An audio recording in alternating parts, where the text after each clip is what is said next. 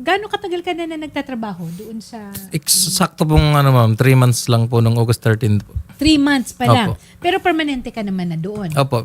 Okay. At ito ay, ang kumpanya nito ay ang Bel Air Bus Charter Corporation. Opo, ma'am. Okay, so ano ang ginagawa mo? Ano ba talaga ang ano mo? Driver? Driver, opo ma'am. Okay, at nagda-drive ka ng Tourist bus po. tourist bus. Nagdadala kayo ng mga Pilot tsaka crew ma'am sa sa airplane. airport. Opo. Okay, so ang biyahe nyo talaga, yung bus ninyo, parang umiikot lang. Opo, hotel and airport po. And then airport. So parang ang transfer ng iba-ibang airline, ano? Opo. So mga piloto, co-pilot, at saka crew, Opo. flight attendants. Okay. So nung araw na yon, ano nangyari? Bakit nasaan ka nung nangyari ito? Kararating ko lang po nun ma'am nung galing po sa biyahe. Galing sa biyahe. Opo. Wala pa po sigurong 5 minutes po nung dumating po ako nung Dumating ka saan? sa garahe po namin ma'am. Sa garahe ninyo. At doon sa garahe ninyo, meron kayong barracks? Opo, Tama ba? meron po. Okay. At pahinga na ba ito? Or May dumating ka may biyahe pa po ako ng 10 PM ma'am. may biyahe. Opo. Kasi nga naman walang Opo. oras na Minsan na ma'am, ito, 5 trips kami, 4 trips, 3 trips po. ng Opo. Depende buong- opo. Depende po sa maraming biyahe ma'am. Oo. At ito, nandun ka sa barracks, ano nangyari sa'yo? Nandun siya ma'am, nakaupo siya ma'am. Tapos nagkakonpuntrahan po kami ng po. Magkakilala ba kayo? 3 months ka pa lang eh. Siya, Opo. gano'ng katagal na siya doon? Magto 2 years na po ata siya ma'am. Magto 2 years. So, Opo. nagkita kayo? Nag-usap kayo? Opo ma'am, nagkasagutan po. Ano naman ang pinagkasagutan Yan ninyo? nga po ma'am, yung about sa natrasan po yung sa bus ko ma'am. Okay, so meron palang nangyari prior to this incident. Opo. Pero matagal na yun ma'am, siguro 2 weeks na po siya. 2 weeks ago, 2 weeks before itong Opo. insidenteng ito, siya, ang akusado na si Ravenson Salamat, na nagda-drive din, driver, Opo, din ng bus, po ma'am. naatrasan ka sa Opo. ang bus mo Sa airport po. sa airport. Opo. Pinatrasan ko siya ma'am. Pero pinatok ko na po yung bus niya na warning for stop po. Hindi po siya uminto. Hindi ka wala ka sa loob ng bus mo. Opo, pinatrasan ko po siya ma'am. Kasi nasa harap ko po siya. O nasa harap. Tapos, Opo. pinapaatras mo Opo. siya. Tapos, nung pinapaatras mo siya, Opo, nang warning stop na po. ako nag-warning stop ka, na. Opo, tuloy-tuloy pa rin siya ma'am. tuloy-tuloy pa rin siya. Opo. So, natamaan niya yung bus mo na nakaparada. Okay, so bakit naging issue ito? Hindi ko lang po alam ma'am kung pinag-charge po siya sa opisina nung sumahod po kami or ano po. Pero nung nangyari yon, wala namang problema sana. Wala naman po ma'am. May damage ba sa... Opo. Nabasag lang yung sa ma'am, sa may bumper po sa unahan. Okay. So, nung nagkaharap kayo, 2 weeks later, nandun kayo sa barracks, anong ginawa niya sa'yo? Nag-usap kami ma'am, tapos nag-alitan po, nagmurahan po. Dahil Tapos, doon, sa opo, insidente tapos yon. may umawat po sa amin na kapwa namin driver. Bakit? Anong sinasabi niya? Sinadya mo na mabangga? Opo, yun sabi niya. Sabi niya, sinadya mo na nga na inatrasan ko yung bus mo. Eh. Siyempre, Tapos, sinabi opo. mo. Hindi. Tapos nagkakamurahan kami ma'am, tapos sinawat po kami ng kasama namin driver. Mm. Tapos mamaya pumasok po siya sa barracks niya. Mm. May kinuha po siya. Okay. Tapos hindi ko na po namalayang paglabas niya ma'am, bigla niya akong tinusok.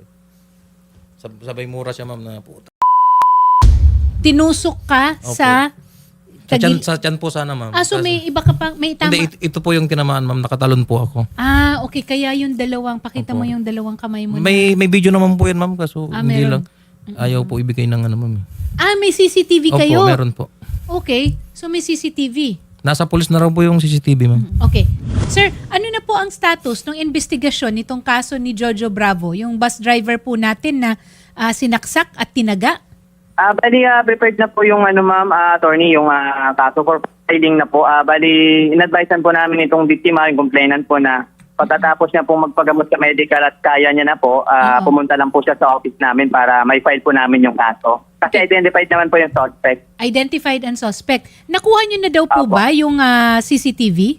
Ang CCTV po, meron na kaming copy, bali, transfer na lang namin sa USB para sa attachment din po namin. Okay. So, klaro, sir, no, ang kakailanganin nyo na lang would be yung physical presence ni Jojo para makapirma siya ng complaint itself. Tama? Opo, makapagbigay po siya ng salaysay sa amin at mapirma niya po para ma-file na po namin yung case po, attorney. Ano pong kaso ito? According sa investigation namin kasi kung hindi po siya napigilan sana, may intention siyang patayin na frustrated murder po ang So ipapay frustrated namin na murder kaso. ito.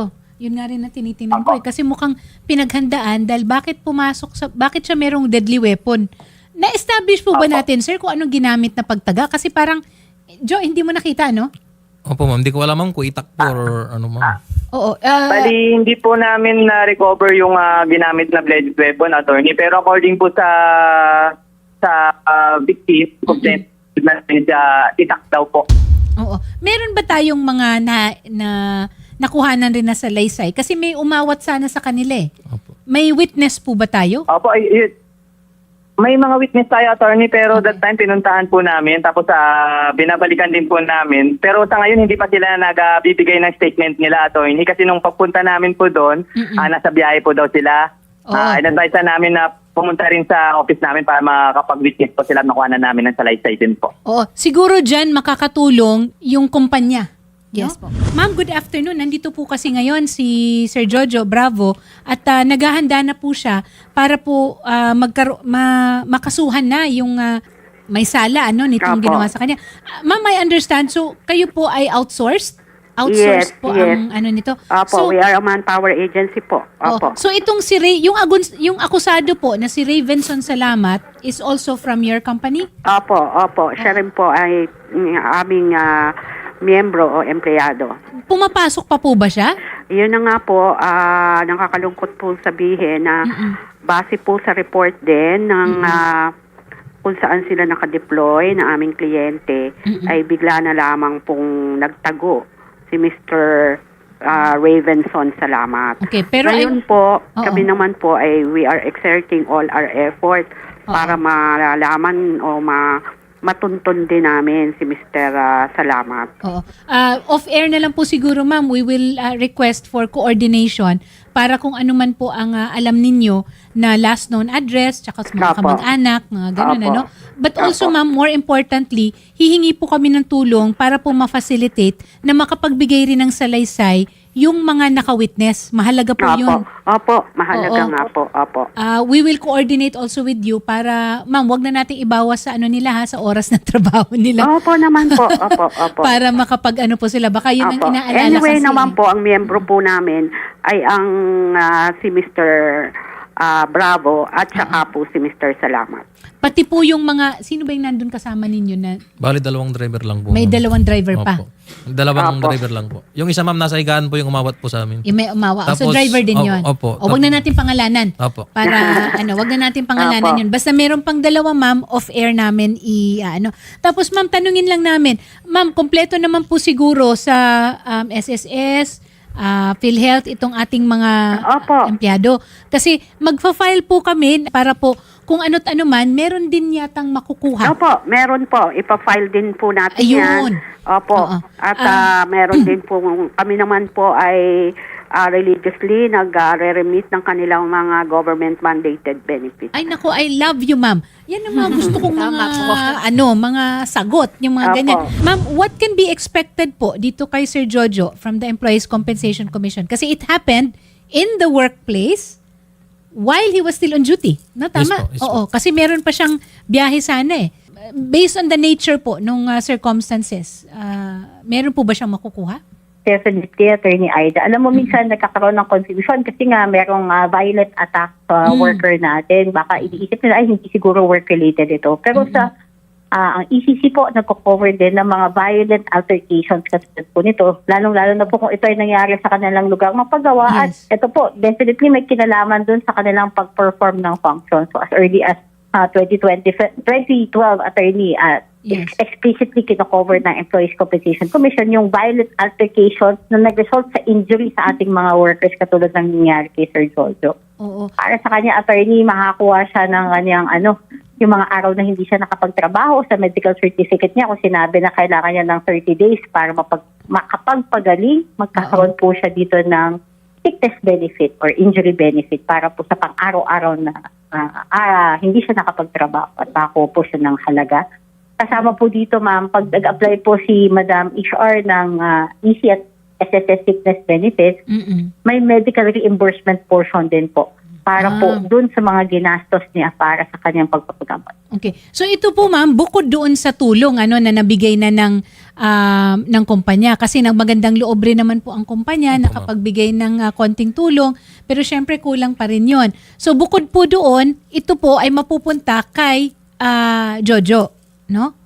Yes, ma'am. Attorney Aida, on top of, at doble po ito, iba po ang SSS benefits niya kasi hinuhulugan siya ng SSS. Yes. At itik lamang po ng ating HR officer na work-related din po ang insidente na to. Okay. Magkakaroon pa po na isa pang factor ng compensation para po kay Sir Jojo. Para Okay. po makatulong naman sa pagpapagaling. So ito po ifa-facilitate na nung HR ng kanyang kumpanya, nung agency. Kailangan na lang, may mga pipirmahan na lang siguro si Jojo. And Jo, okay ka na ba? Hindi pa po pinapagalaw ng ma'am. Yung sa Pero sa siguro doktor po. mark na lang o kung para lang alam na ikaw yun. Opo. 'Di ba? Attorney Velasquez, ano pa po ang kailangan? Medical certificate and then Definitely po, medical certificate, yung mga resibo po ng kanyang ginastos sa ospital, mga Okay. gamot, para po sa medical reimbursement portion. At dahil po ito ay altercation, isama na rin po natin yung police report na alam ko po hawak na ni Sir Jojo. ayun. Pero Attorney Aida, alam mo, gusto ko sabihin na I love you din doon sa HR, di ba? Nakakatuwa na kumpleto ang remittance. Actually po, kompleto na Madalas po nating kami problema ng police is na report. hindi hinuhulugan. Apo. ng Kompleto na po employer kami ng yung mga kanilang requirements na workers. sinasabi ni attorney.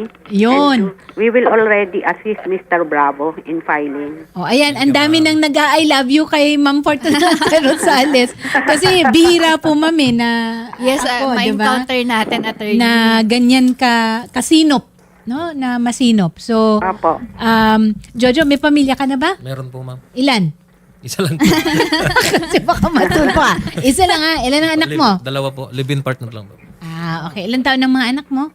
7 years old ma'am, tsaka mag-6 po yung isa 7 po at saka 6. Sa 30 po. Dito naman sa kaso, so ayan ayos na tayo tungkol doon sa Employees Compensation Commission na benepisyo na makukuha mo, kasama na rin yung sa SSS, and mafa-facilitate naman ito ng HR manager natin. Tungkol naman doon sa kaso, si Corporal Philmar Paduhinog ng Parañaque City PNP ay handa na rin na kailangan lang talaga ikaw. So, i-assist Yes natin po, attorney. si Jojo, no? Yes po. Bali, sasamahan attorney ng ating reporter, si Sir Jojo, papunta po dito sa tanggapan po ni Corporal Philmar Paduhinog, as well as pag magpa-file na po siya sa ACC, i-assist din po ng reporter. Oo. Ano naman ang masasabi mo na nabigyan parang bagong buhay ito eh? Nagpapasalamat po ako sa Panginoon at binigyan pa po ako ng isang pagkakataon para mabuhay po. Sir, meron ba kayong mensahe dito para kay Sir Ravenson? Sana sumurrender na po. Harapin niya po itong ma'am, yung ginawa niya sa akin para mapanagot po siya. Sige sir, pag-usapan natin sa kabilang studio po yung schedule ng pagpunta natin dito sa Parañaque City PNP. Okay. Okay. Maraming salamat. Maraming salamat sir sa Okay. tiwalang binigay mo kay Idol Rafi. Salamat Thank po. you.